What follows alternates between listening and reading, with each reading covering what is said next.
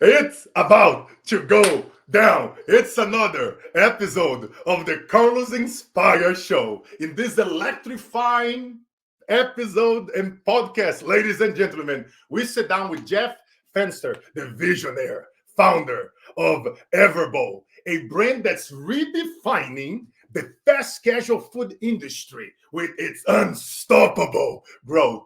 From securing $5 million investment just as the world went into lockdown, to operate a new franchise that they are opening one every 6 days, 350 plus locations as of February of 2024.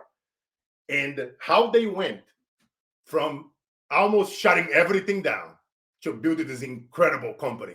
With no further ado, I want to bring it to the stage, the founder, serial entrepreneur, speaker, author, investor of Everbowl, Jeff Fenster. What's up, my brother? What's up, Carlos? Thank you so much, man. It's a privilege and honor to be here. Yes, sir, man. The pleasure is mine, my friend. You know, as you guys know, we always love bringing visionaries and people that are doing incredible things for humanity, and they are raising the bar in the industries, creating blue oceans around the space. And you, my brother, are doing incredible stuff. I love the jersey on the back, Kobe and Jay. You know, Kobe, you know, we were talking over here before the show started. He died on my birthday on January 26th. I was about to speak in San Diego, and it was very hard to speak. And so shout out my brother Kobe. I know that you're in heaven. I know that you are going to be on the show in 2027, but time did not permit. But my brother, man, I'm looking forward for this show. You know, and I'm going to start it with the bang, Jeff. Okay. March of 2020.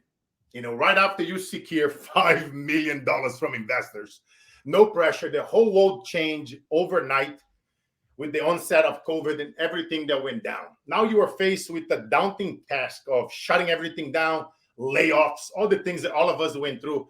They have run several businesses. We own multiple companies.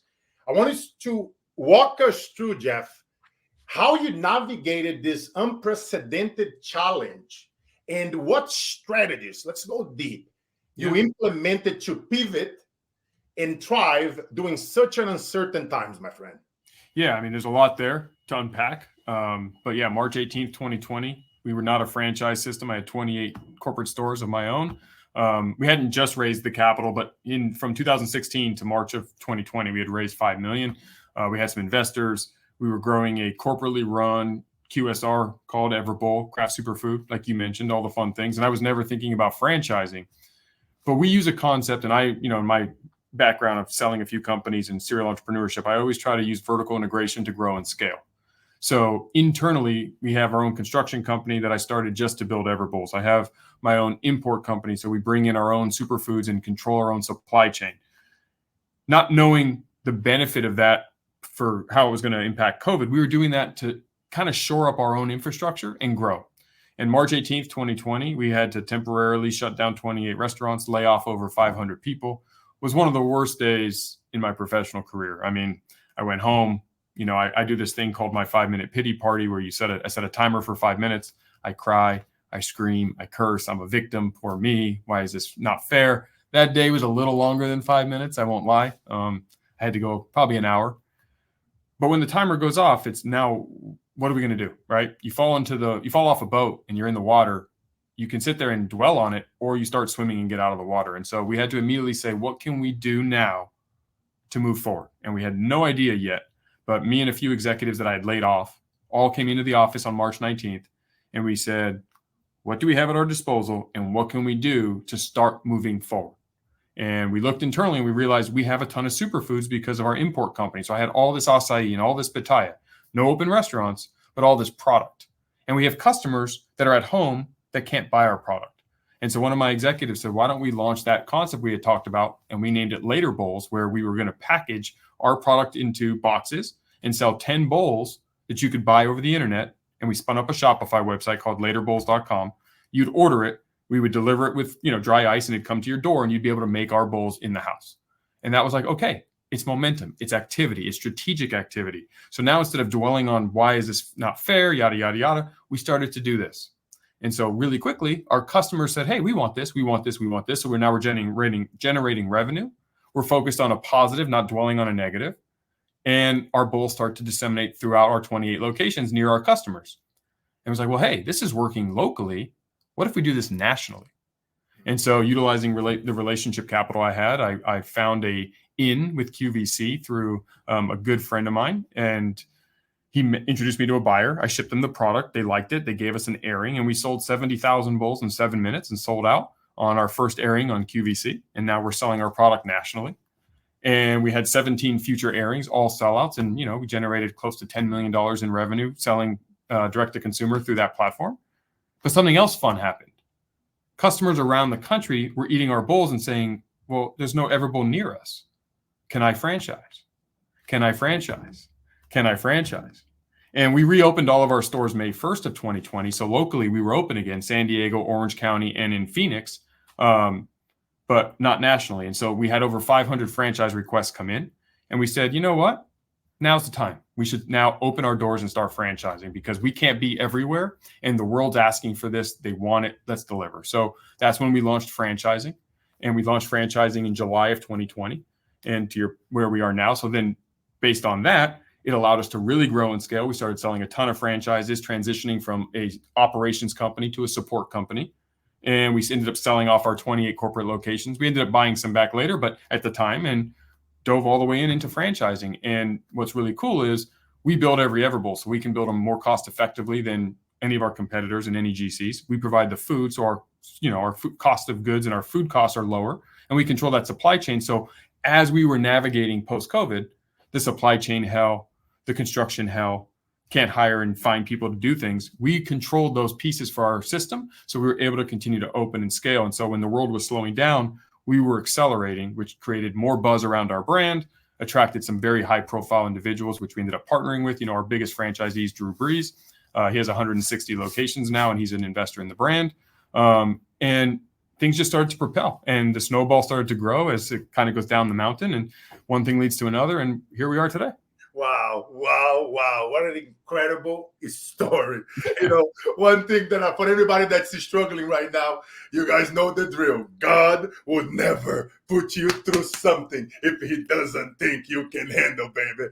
And we all have those stories, man, with when we invite the pity party parade and no, we're not going to go there. Like I always say, pain, it's not optional. Suffering is. And it's all about like shifting because that it's like we gotta go through the test before the testimonial, baby. Say it again, Brother Carlos.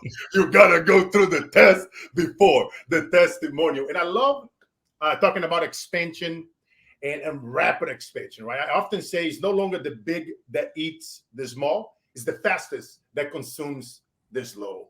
And sure. Your ability, Jeff, to scale Everbowl, across the nation, is astonishing pace, is nothing short of remarkable. So what is the secret sauce behind opening almost 100 franchises in such a short, span of time? Like, could you share some insights as far as let's go deep. I like to go deep into the strategies and the planning and execution and then management strategies that have fueled this rapid expansion. Could you share and elaborate some of those strategies? Foundationally, it's our team. We attract world-class talent here at Everbowl at our corporate office and our corporate team. And because of that, when you look at the two jerseys behind my head, this is a testament to two guys that had a ton of raw potential and fulfilled it. And they fulfilled it by focusing on the things you can control, the daily habits, the daily practices of being in, striving for remarkability and kaizening how you get there and learning from mistakes, not repeating them and making them choices and never being a victim and overcoming, working hard, outworking your competition. I'd love to tell you there's like a magic wand, but the truth is we have a culture here of high performers that are remarkable at what they do. We push each other to be the best, and has allowed us to overcome and do things that from the outside may look, to your point, how are you doing that? And it seems like it's unobtainable. It is obtainable. Just the difference is we're water here at Everbowl. We're never going to stop. You can't stop water. It will find the cracks. It will keep coming. It's relentless. We're relentless. We have that Mamba mentality, and we have that dedication and desire to be the best at what we do. And so that's the foundational principle. There's more to it, obviously, in how we do things in our SOPs and our execution, but at its core, you can't make somebody be something they're not. So culturally and organizationally, if you don't have the right players that believe in your mission and are going to do what's necessary and hold themselves accountable to want the best for themselves at what they're doing, it's very hard. It's very hard to compete with other companies that do.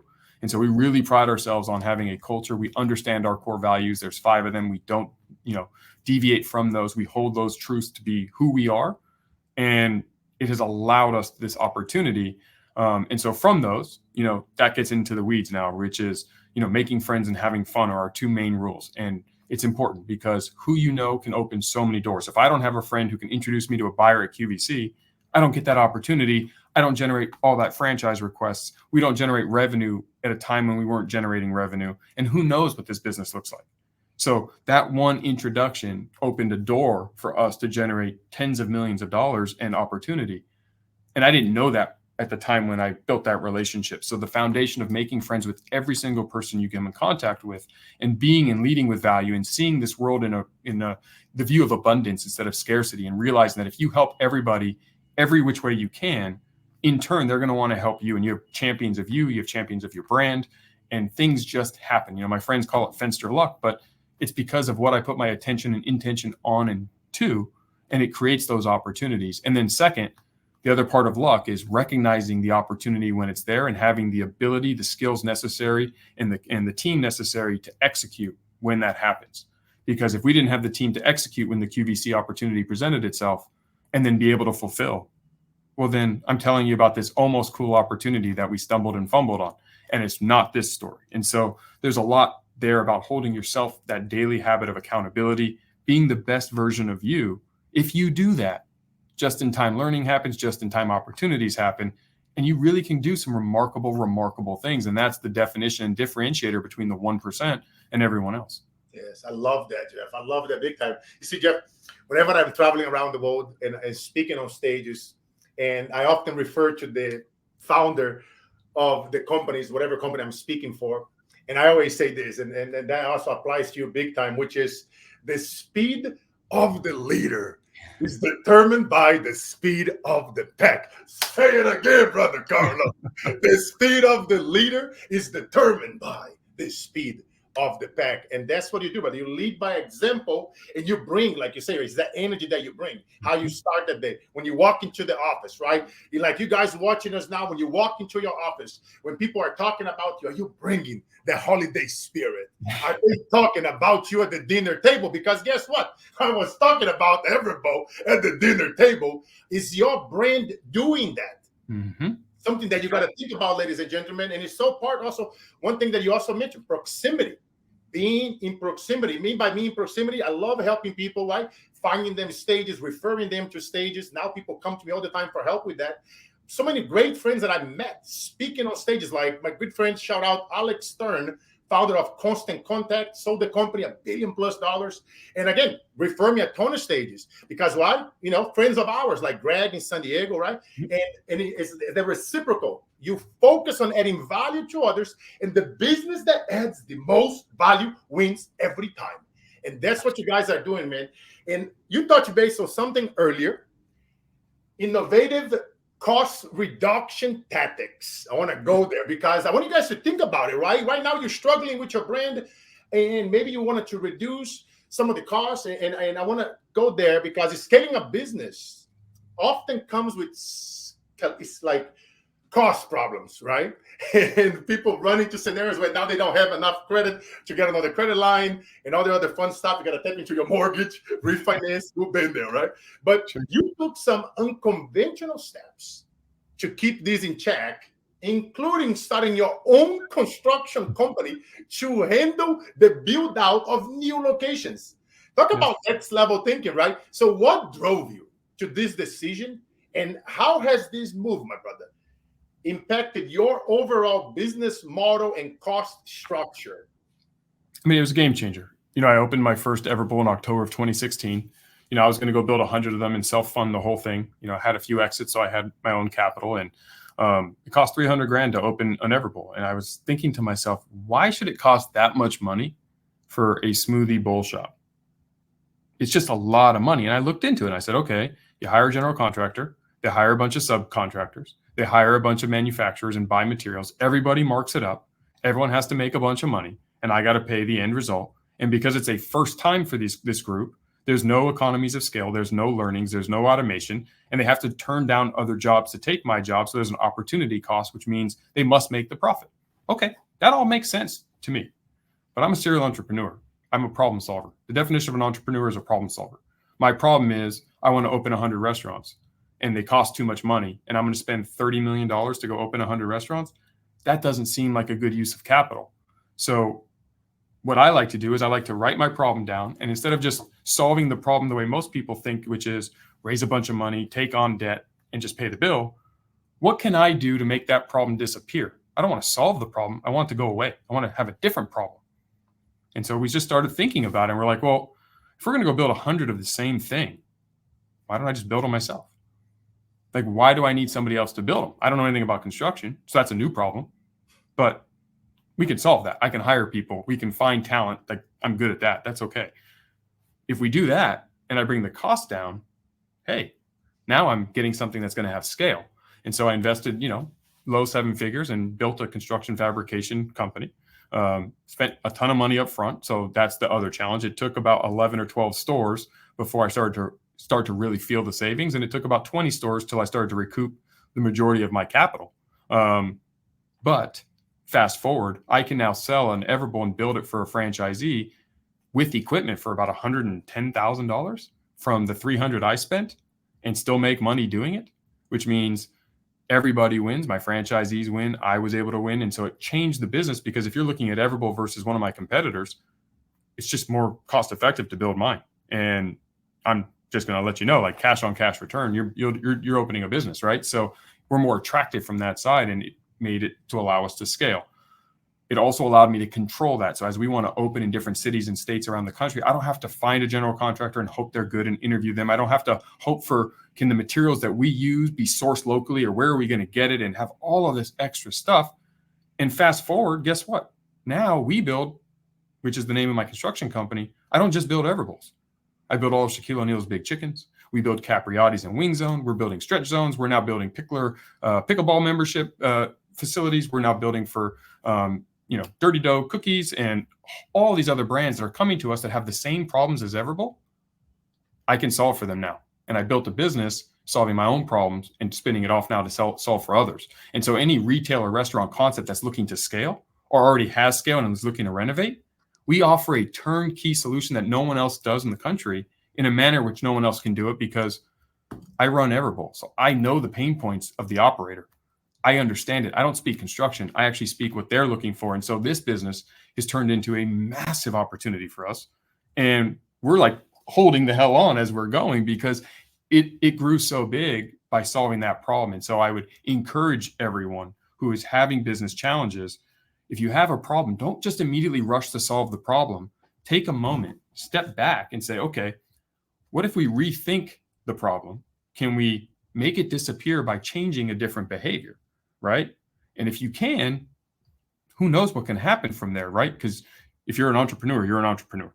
And so you will figure stuff out. You will hustle your way through. And now, our We Build company, we have a facility in Georgia. We have a facility in the West Coast in San Diego. We're opening a facility in Vegas, in Texas, and Iowa. We're serving brands all across the country, from some of the biggest brands in the entire country and world to all these upstart, fast growth, very exciting concepts, similar size to Everbowl, all the way down to you have 3 to 5 units and you want to grow and scale. What we can offer you, no one else can. And we can do it in a way that's so disruptive and help you have the same competitive advantage that Everbowl had. And we get to make a bunch of money while we do that for my shareholders and increase the enterprise value of our organization, and everyone wins. And that's the key. When you can create win-win relationships where you help somebody and help yourself, those are the best kinds of relationships. Wow, what an incredible story and way to leverage that, bro, big time. Where now not just you're using for your own company, and look at all the doors that open, right? Partnerships with Shaquille and all the, Shaq owns a bunch of franchises, constantly, and all the other doors that would open, because now you walk in the talk. Like I often tell somebody, if you are so great, show me, don't tell me, right? You got the receipts to prove it. And I love that. And speaking of construction, I want to give a shout out to my cousin, Jonathan's in the East Coast. One of my cousins, I love this brother. He actually has a construction company called Metal Lab, and he produces a few tons of metal per year through his company. The same way how you build a desk Yeah. On IKEA, right? You got a desk and it's already pre-assembled. He prefab all the metal, it's pre-assembled. All you have to do have the foundation in place. Then he creates all the metal, ships it on a semi truck, and then brings it to the foundation. And then it reduces the cost. As you were telling me, I was like, hold up. Yeah. That's exactly what he did. He reduced the cost of construction by tenfold. He reduced the cost of goods. He reduced how fast it can be built, because once you have the foundation in place, you just put in the metals, right, and it's done deal. And done that for malls and apartments and shopping centers and houses. And he does all over the East Coast. So my cousin, shout out. I bet you're going to like that shout. For real. Yeah. Because you made me think of him, because, again, innovating, creating new things, creating blue oceans, and helping people, like you say, reducing the cost and doing things that are different. I love that. And let's talk about, rapid growth in times like this. Sometimes people, they get stuck. They're not seeing a rapid growth. And leading a fast-growing company, it requires unique skills and a dynamic approach to leadership. So how do you maintain, Jeff, like that company culture, values, and the vision amidst such a rapid expansion? And additionally, this is a two-part question. Additionally, how do you stay ahead of the curve, right? Because I bet you people are watching, especially in the fast casual industry. Yeah. Ensuring that Everbowl remains competitive and innovative. Sure. So there's two parts to that. So the culture and leadership side, I think not enough leaders understand and have clearly defined core values, and they don't understand why you need them. Core values are not what you shouldn't have core values that you aspire to be. You should have your core values listed as what you are, what your company is, what you are, how you're going to handle when you're under duress and in a storm, and how you're going to handle when it's sunny outside and you're laying at the beach. And so for us, it's very clear. Like my 5 core values, I call them my success principles. It's make friends. Number 1, I make friends with every single person I can. Have fun, because if I don't like what I'm doing and enjoying it, I'm not going to put 100% of me into it. And therefore, I'm not going to be the best. Number 3, take immediate decisive action. Too often we sit there and spend so much time with analysis paralysis that we don't get things done. You get 100% of the things done that you actually do. And even if it's not the right choice, through the course of doing, you're going to learn what not to do and pivot and adjust. So taking immediate decisive action is number 3. Number 4 is Kaizen, the idea of getting 1% better every single day. You don't have to be great at what you do. You just need to understand that, can you set a goal for a little improvement today? And if you consistently do that, it's not a matter of if, it's a matter of when you hit, competency and then excellence, and you're just keep improving. And over time, I mean, I'm going to share a Kobe Bryant story because you like Kobe. It's one of the most fascinating stories. It was when he was 10 years old, and everyone knows Kobe is this incredible scorer. And, he was playing in a basketball league, and he was playing with older kids, and he didn't score a single point for an entire summer. He missed every shot he took and never really got many shots. And he did not shoot or score a single point. That doesn't mean that he couldn't find ways to improve. So he worked on his defense. He worked on his footwork. He worked on his court vision and his passing, while he was also working on his shooting. And so you say, well, yeah, but he didn't score all summer. Big deal. He got better at defense all summer. He got better at passing all summer. He got better at learning and watching those around him. And now look at him today. So the idea of Kaizen doesn't mean you have to be great today. It just means you have to continuously improve. The next one is be remarkable, because so often people are focusing on excellence or perfect, and they're trying to be perfect at what you do. You're never going to be perfect. But remarkable is, did you put 100% of your best effort into whatever you're doing right now? And if the answer is yes, then, hey, you're remarkable. You did the best you physically could. And every day you're going to Kaizen. So that's going to get a little bit better. And you're going to keep giving 100%, 100%, 100%. That's a hard person to beat. It's really hard to beat someone who never gives up and outworks you and just is there. Even if you're better than them today, you can't take a vacation or day off, because they're going to gain on you and catch you and pass you. And so it's very unnerving for competitors to have somebody who's truly giving 100% every single moment. And then the last one is change ready. You can't get complacent. The world changes. I had 28 corporate stores. We were never franchising. COVID happened. We pivoted. So we were change ready as an organization. We're not afraid to reinvent ourselves. We're not afraid to try new things. And how do you do that when you're not sure what to do? You start back over and you make friends and have fun. You take immediate decisive action. You Kaizen your way to competency and excellence, and you aim for remarkability on a daily basis. And through that, we went from a corporate run organization to a franchise operation. From that, we went from knowing nothing about construction and building Everbowls to now building for everybody else. And that's all through that process. And so those core values allow us as a team to say, this is how we operate. So when we're attracting people to the organization, Do you believe this? If you don't believe in our core values, you might be great at what you do, but you're not a cultural fit. So we don't put square pegs in round holes. I'm not looking for the best at the one thing. I'm looking for someone who fits our culture, because if you fit our culture, you're going to become the best, whether you are today or you're not. You're going to have that aptitude. So that's the culture answer. I think it's very important. Love that. Yeah. And the second part of your question, and sorry I went so long, I want to make sure. I love it because, I'm actually reflecting it. And before you answer the second part, I just want to share a quick story for a minute. It's like you mentioned, guys, just think about this, right? If you make a declaration, like I'm going to be doing speaking today, right after this call, this podcast show, and I'm going to talk about making your declaration. In the same way how our early founders, they made a declaration of independence, right? And I want you guys to think about when you make that declaration that you're going to be the one hard to beat, that you're going to be doing this, that I used to have a thing back in the day, I used to have on a shirt like #MakeItPersonal. I used to tell them my stories, Jeff, which is a crazy story about where my father died when I was a baby, 3 months old in a car accident. Sorry. And my stepfather was murdered. So I had to sell bread when I was 7 years old to help my widow mom. And I was poor and I used to have these big dreams. I used to say, all these guys you guys see on the stage, all these celebrities that you guys see me interviewing over the years that I became friends with, that I mentored. And I used to say that when I was poor, one day I will leave the hood and I will come back. And every one of my friends that died, that were murdered, my loved ones that were taken from me, I'm going to come back and we're going to show up to blow up. Because that's more to life than money and fame. It's like Jeff says, man. It's like when you are you around the people that you wanted to be with? Are they making your eyes lit up and they know that you are coming? And then when you make the declaration, my friend, I can just listen. I really hope that this is like Jeff and I are taking you to church right now. If you make the declaration and you see incredible stories, right, from Jeff and Kobe and myself and many of our friends, and I pray that you do that, because if you just tell yourself that I'm going to go for it, no, I don't care what they say. I won't listen to none of the BS and the haters, and then just keep it coming, baby. You want to see me fail? I will give you a show. And you make the declaration, and I promise you that is magic on that when you say, I'm not going to give up no matter what. I'm not going to give up, like, when you are out there, like maybe you're a podcaster and you're looking for incredible guests and you reach out to people that you don't know. And what if they say no? You say next. Maybe it's not now, but you never know. But the point is, go no matter what. Never give up, because as I always say, man, the days that breaks us are truly the days that makes us. And now, Jeff, back to I get fired up. When I have great guests like you and bringing the memories, and I see my boy Kobe in the back there. But now back to the part 2 of that question. Yep.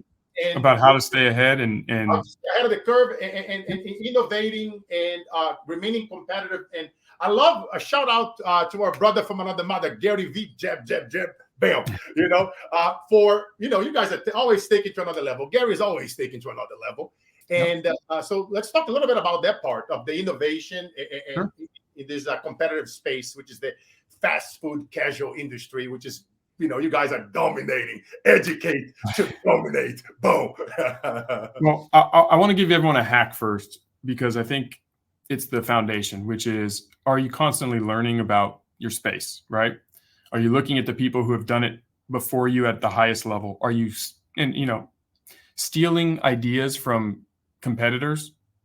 You should do that. You should take what works from them and improve it and make it your own, right? And people do that in sports. You do that everywhere. Kobe Bryant watched Michael Jordan as a kid, copied his moves, and then made his own moves, right? Learned about his work ethic and his training and what he eats and how he worked out and all those things. It's true in business. So when I was starting in the restaurant space, I knew nothing about it. So what did I do? I started to study Chipotle. I started to study McDonald's. I started to study Starbucks. And the beauty is, when public companies, they're public, which means they have quarterly calls where the CFOs, the CMOs, the CEOs, the presidents, the high-level employees get on a phone call, which you can listen to, and they talk about what challenges they're dealing with, how they're planning on solving them, and what they're doing for the next quarter or 2 quarters or 3 quarters. So when COVID happened, and I'm listening to Domino's talk about investing in technology in their mobile app and mobile ordering, and I'm listening to Chipotle say the same thing, and I'm listening to McDonald's say the same thing. Well, okay, what do I think I need to do? I'm not their size. We improved our mobile app. We improved mobile ordering.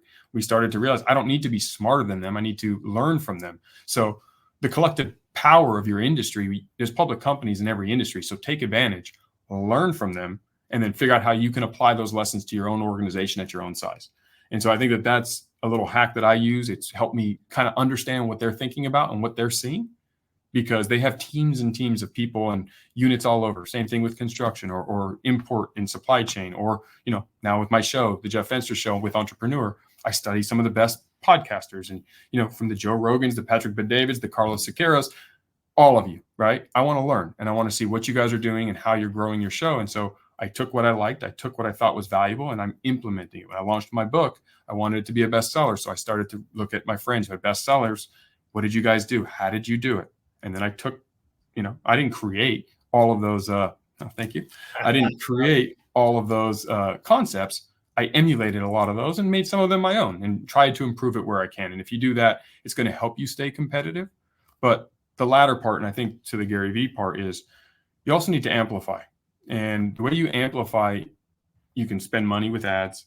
You can use influencers. You can attract world-class people that will help be part of your brand. And, we've done a really good job as an organization of attracting incredible high-profile humans to join us, whether it's Drew Brees or Gary Vaynerchuk or Shaquille O'Neal with the Builds, or Jason Tatum deal, all the different Kamaru Usman, Sean Merriman's. Like, I'm more in the sports world with my background, so I know a lot of athletes, but point is, how do you attract them? Same thing with team members in our private equity group, Saruya Private Equity. How do you attract them? Well, it goes back to high profile, remarkably successful, high intensity, A-list people aren't going to join a B team. They're just not. So if you're not living, going back to something you said a few minutes ago, if you're not showing the receipts that you are who you say you are and who you want to be, and it's not something that they look at and go, I want to be part of this team, you're never going to get there.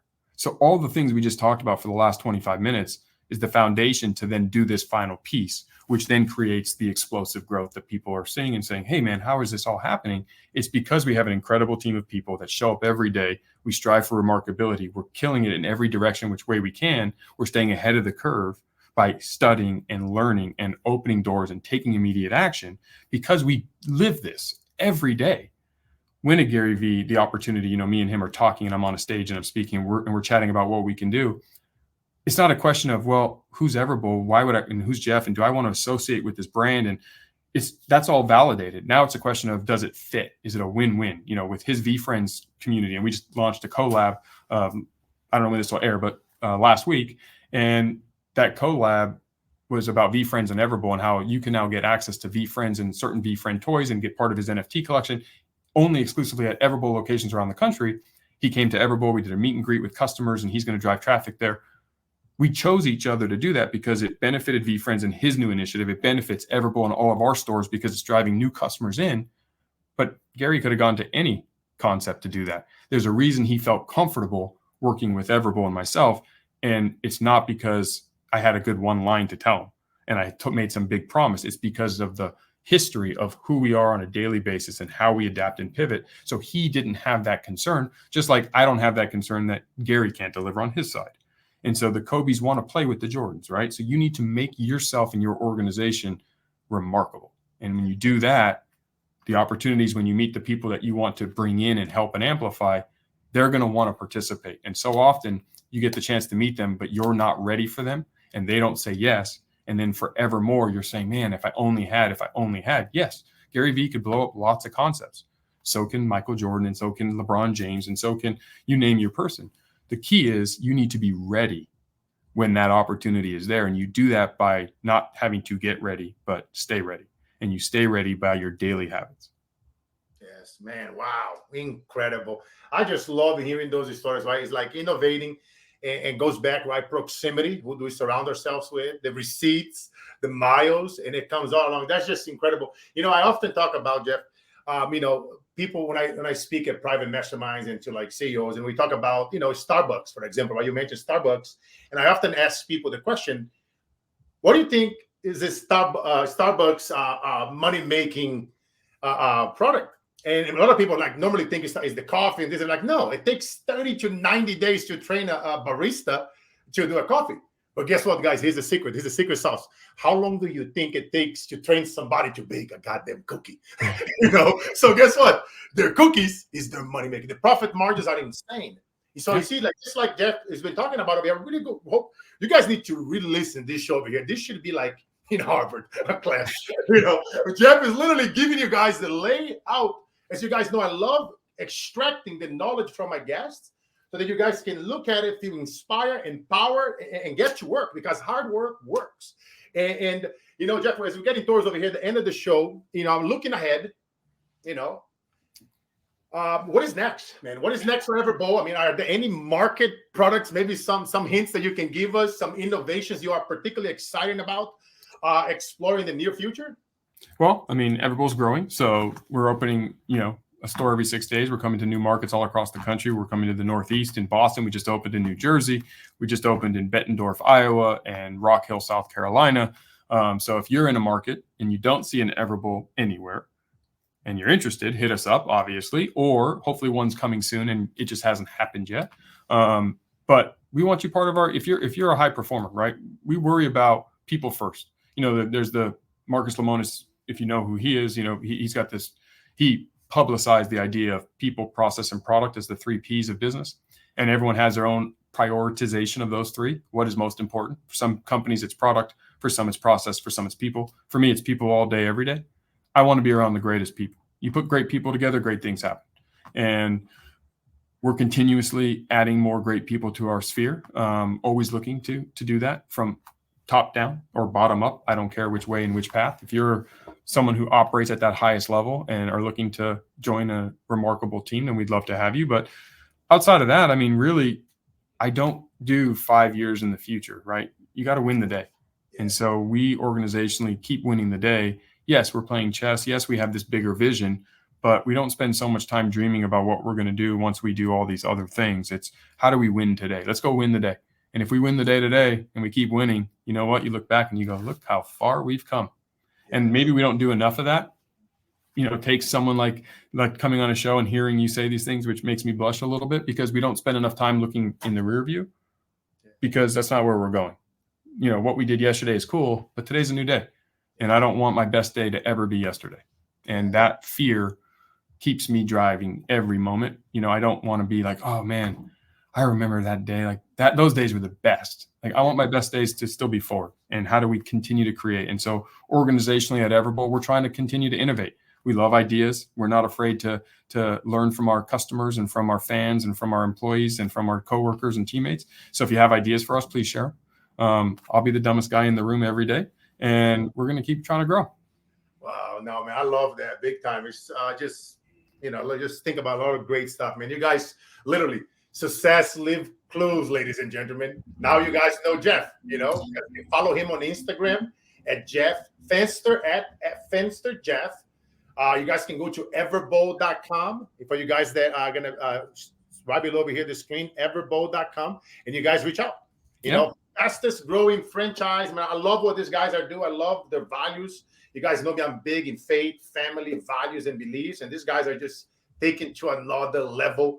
And I love it. It's an honor for me having people that have been on this show that are taking things to another level. Shout out to my brother Frank Shankwitz. He also died on the 24th of January. It's crazy how the number 24 is there, which is Brian Jersey. And he died on the 24th, 2 days before my birthday. And if you guys haven't read Frank's book or watched his movie, go check it out, ladies and gentlemen. Wishman, incredible human being, the founder of Make-A-Wish Foundation. Before he died, he made the wish of 500,000 kids.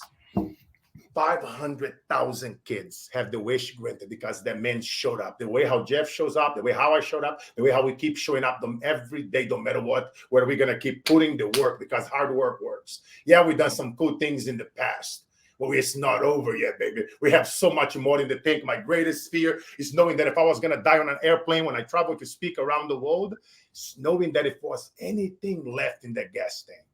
Yeah. And Jeff is here today because I can sense that in him. All the great and the legendary folks that have been on the show before us, it's like it's none of us. It's the higher force that goes through us. It's to inspire you that are watching us. Maybe you are thinking about giving up and pull that plug, jump on that bridge. Don't do it yet. Reach out to me. Reach out to Jeff on social media. Do a comment in our post, man. We are humans. We get back to you. You don't have no AI. They're gonna get back to you. Just keep showing up, man. You have an idea, go raise some money, open up a franchise in your town.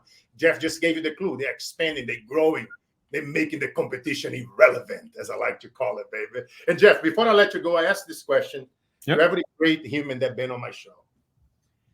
And the question is, my friend, I know you are young. I think when you're in your 30s right now? 40. 40. All right. So you and I are in the same era, in the 40s. And let's just say 80 years from now, you and I are 120. Okay. And we're all going to live longer. God, thanks to Everbowl, we can live even longer. Look at that. That's right. I'm going to 200, Carlos. For real, brother. And the world needs more Jeffs. Real talk. And Jeff, now is your eulogy. All the legends are there. If I happen to be alive, before you go, we're all going to be there listening to some AC/DC, your favorite songs. I don't make the Metallica, whatever that is. And we're going to be smoking cigars, drinking some whiskey. I love açaí. I grew up in Brazil in the Amazon. Açaí for my tribes. I'm a native from Brazil. Good shout out to the Inca tribes. And they're going to read your eulogy, my brother. And they're going to say, Jeff, a.k.a. serial entrepreneur, badass, found this amazing company in the last century. And during that time, he made incredible impact around the globe, saved so many lives. But in Jeff's, a.k.a. Fenster's own words, Jeff Fenster was ... Who was Jeff Fenster, brother? Father, husband, and someone who left every ounce of everything he had in life out there. There you guys have it, ladies and gentlemen. In case if you don't wake up tomorrow, you know the drill. I appreciate you, my friend. Such an honor to have you on the show. Congratulations again on all the success. Much more to you, your family, your two beautiful kids, and all your friends and your staff. Shout out to our staff, to our employees. Without you guys, our partners, or friends, or influencer friends, and everyone in our lives, you guys watching us, the viewers, by ourselves, we can only do so much. Together, we can move mountains. Share this show. Follow up Jeff. Reach out to him and his company if you guys want to open up a franchise in your town. And share this. Text somebody here today that might be struggling in their business or their life. And as my grandma always used to tell me, as I always like to close the show with my two favorite quotes, life is all about the mission, never the commission.